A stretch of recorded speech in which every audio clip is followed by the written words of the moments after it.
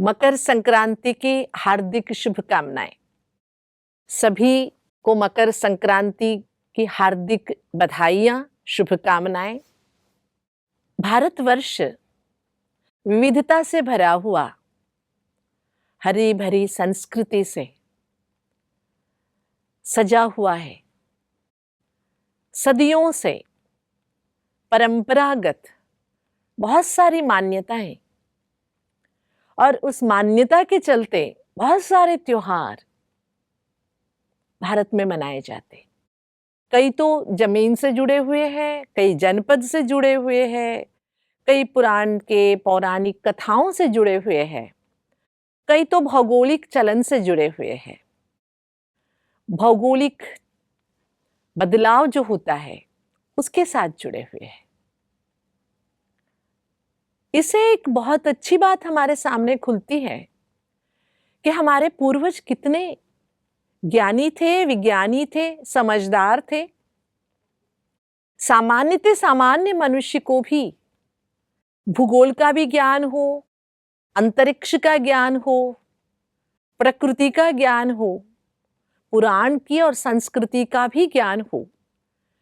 इन सब के उपलक्ष्य में त्योहारों के नाम से जो हम मनाते आए हैं, उसके पीछे खुशियां बरकरार रखना, समाज को उल्लसित रखना, बांधे रखना, एकता में लाना और उसके साथ जो हमारी इतनी विशाल परंपरा है उसको भी अवगत कराना। क्योंकि इतने विशाल भारतवर्ष में बहुत सारे प्रांत हैं, बहुत सारे परंपराएं हैं। अलग अलग प्रांत के अनुसार अलग अलग त्योहार भी अलग अलग तरीके से मनाए जाते हैं।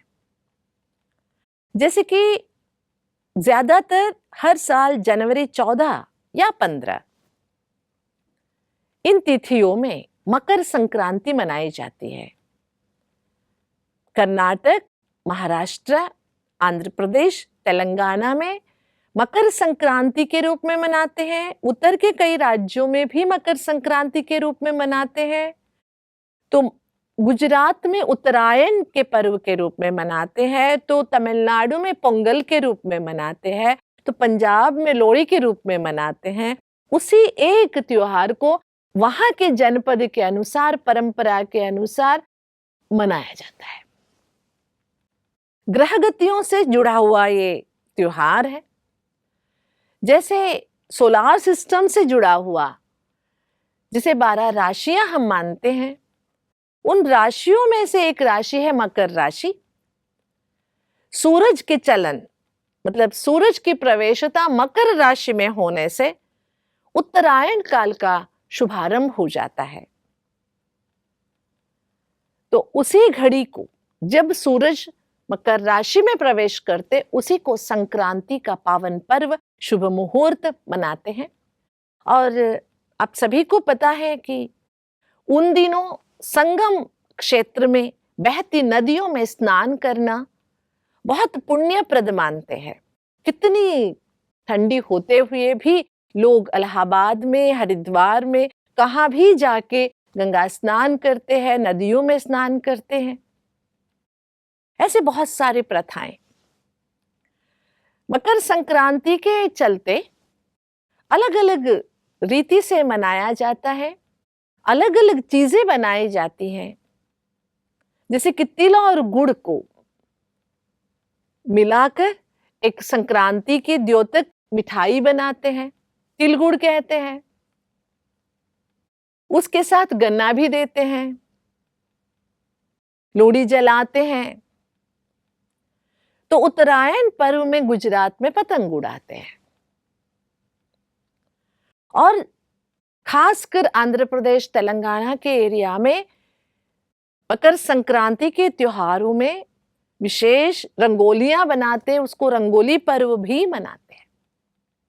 तो हम थोड़ा सा इन सब जो आचरण की विधि है, अलग अलग तरीके से आचरण करते, इन विधियों से समझते हुए थोड़ी सी गहराई में अगर संक्रांति या मकर संक्रमण इसके बारे में सोचते हैं, तो मिलाप, संक्रांति उसको कहते हैं जो जब दोनों मिलते हैं, संक्रमण हुआ। वैसे पुराणों में मानते हैं कि सूर्यदेव जिसको कहते हैं, उसका बेटा है शनिदेव। दोनों का थोड़ा अनबन हो गया था, तो उस अनबन को, मतभेद को मिटाने के लिए सूर्य शनि के घर आते हैं, इसी को मकर संक्रांति मनाते, ऐसे भी मानते हैं। क्योंकि मकर राशि तो उसके अधिपति तो शनिदेव है। अगर इसी एक छोटी सी बात को लेके अगर हम आगे चले, तो इससे बहुत गहरा और बहुत सुंदर जीवन संदेश मिल जाता है हमें। कभी भी बाप और बच्चों में कोई भी मिसअंडरस्टैंडिंग, मतभेद नहीं होना चाहिए।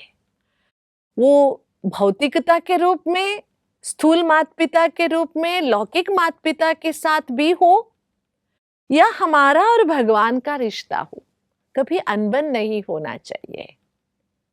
तो सूर्य, ज्ञान सूर्य परमात्मा के प्रतीक है, और शनिदेव हम सभी भगवान के बच्चे। हम जब अवगुणों के वशीभूत हो जाते हैं, अहंकार में आ जाते हैं, देहभान में आ जाते, 5 विकारों के वशीभूत हो जाते हैं, तो हम भगवान से भी रूठ जाते हैं, अलग रास्ते चल पड़ते हैं। तो बिगड़ा हुआ आपसी संबंध, समझ की कमी को दूर करने के लिए स्वयं ज्ञान सूर्य परमात्मा हम बच्चों के घर आ जाते हैं, जिसको हम धरती कहते हैं, जहां पर हम मनुष्यात्मा के रूप में रह रहे हैं। तो ये परमात्मा के अवतरण काल को भी हम उत्तरायण काल मान सकते हैं, जबकि मानव जीवन की एक मुक्ति की ओर जाने का सुंदर समय है ना। कहते हैं भीष्म पितामह शरशैया पर लेटे हुए उत्तरायण काल की प्रतीक्षा कर रहे थे। तो मानव जीवन में, अति भौतिकता में, अवगुणों की शरशैया में लेटे हुए हर मनुष्यात्मा इस मानवता की जीवन से या भौतिक जीवन से मुक्ति चाहता है, लेकिन वो ये नहीं जानता है कि हमें मुक्ति पानी है अवगुणों से, हमें मुक्त होना है दुख दर्द से। तो उस मुक्ति की रास्ता दिखाने और हर मनुष्यात्मा को पुनः अपने घर ले जाने ज्ञान सूर्य परमात्मा का अवतरण काल भी उत्तरायण काल का प्रतीक है। वैसे जब उत्तरायण काल आता है तो बहुत पुण्य का पर्व उसे मानते हैं, और तिल गुड़ दिन आपस में बांटते हैं। कहते हैं तिल गुड़ खाकर गुड़ गुड़ बोला, माना अच्छी अच्छी बातें करो। तो संदेश तो यही है, मुख्य संदेश यही है उत्तरायण काल में सूर्य की, है ना, प्रखरता ज्यादा हो जाती है। अब तक तो दिन छोटे हुआ करते थे, रात बड़ी, अभी रात छोटी और दिन बड़ा होना शुरू हो जाता है। इसी तरह मानव जीवन में दुख कम होने लगता है, और जब परमात्मा की प्राप्ति होती है तो सुख ही सुख महसूस करते हैं, और मनुष्यात्मा के श्रेष्ठ कर्म पुण्य की ओर उन्हें आगे बढ़ाता है। तो इसी का प्रतीक मकर संक्रांति मनाते हैं। वैसे मकर माना मगरमच्छ, ये एक सोलार सिस्टम में ये ग्रह नक्षत्र के मिलाप होने से वो मकर जैसे दिखाई देता है, इसलिए मकर राशि कहते हैं। तो अभी हम सभी मकर संक्रांति को संभ्रमित करेंगे, मनाएंगे, एक दो को मिठाइयाँ खिलाएंगे, तिलगुड़ खिलाएंगे, अपने अंदर जो भी कमियां कमजोरियां हैं लोढ़ी के तरह जलाएंगे, स्वाहा करेंगे, और हल्के होकर सारा बोझ भगवान के समक्ष अर्पण करते हुए पतंग जैसे खुले आसमान में उड़ेंगे। आसमान को छूने का जो अपने अंदर एक उद्देश्य है उसे पूरा करेंगे, लेकिन याद रखेंगे पतंग भी जब कट जाते हैं तो लक्ष्य से भटक जाते हैं। तो ऊपर उड़ने के लिए थोड़ा ढीला छोड़ना भी जरूरी है, लेकिन जुड़े रहना भी जरूरी है।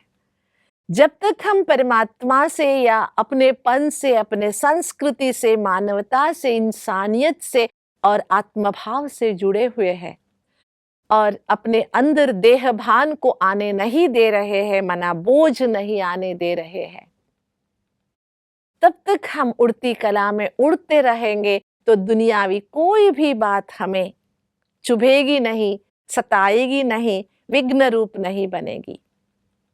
हल्का रहेंगे और उसके लिए ये जो त्योहार अलग अलग तरीके से मनाते हैं और उन दिनों पुण्य स्नान करना ज्यादा पुण्यप्रद मानते हैं, तो हम भी रोज ज्ञान स्नान करने का संकल्प करेंगे, जिससे आत्मा के क्लेश मिट जाएंगे, आत्मा स्वच्छ हो जाएगी। जितना आत्मा स्वच्छ होती जाएगी, खुशियों से भरती जाएगी, उतना हम भगवान के नजदीक जाने के लिए उड़ सकेंगे।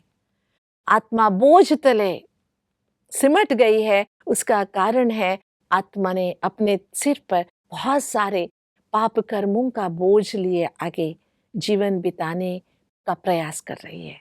उससे छूटने के लिए क्या करेंगे? मकर संक्रांति के इस शुभ पर्व पर सारे, जैसे कि वहां पर एक पोंगल स्वीट बनाते हैं तमिलनाडु में, और तिल, गुड़, नारियल, गन्ना, जो मानव जीवन में मिठास भरने के प्रयास करते हैं।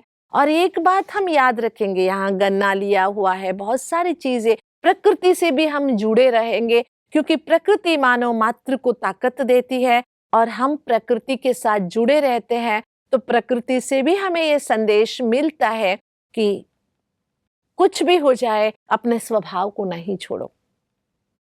जैसे बहती पानी सदैव शीतलता का अनुभव कराता है, उसी तरह भरी दोपहर में भी बहते पानी में गर्माहट नहीं होता है। उसी तरह हम अपने अंदर किसी के संबंध से, संपर्क से बुराइयां नहीं आने देंगे। इसलिए अभी हम, वैसे तो पूरी दुनिया संक्रमण पर्व पर है, किसी को किसी पर भरोसा नहीं है, हर कोई एक दूसरे पे अविश्वास रख रहा है, क्रूरता नजर आ रही है। उन सब से दूर होने के लिए अपने और अंदर झांक कर मकर संक्रांति को मनाते हुए, आपसी संबंध को सुधारते हुए संतोष भरा जीवन व्यतीत करने का संकल्प करेंगे। शुभ बधाई, तिल गुड़ खावा और गुड़ गुड़ बोला। ठीक है? ओम शांति।